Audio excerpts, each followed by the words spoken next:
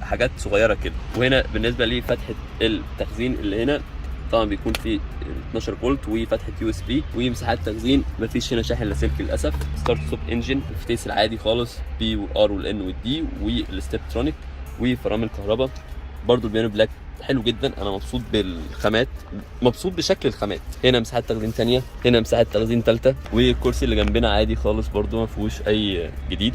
تعالوا نشوف مساحات التخزين اللي هنا، تعتبر كويسه مش وحشه، لا مساحه كبيره.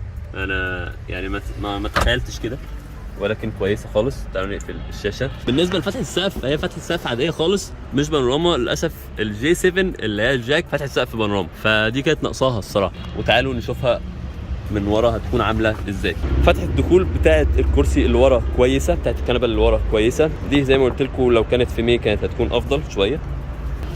الاحمر في الاسود ده حلو جدا،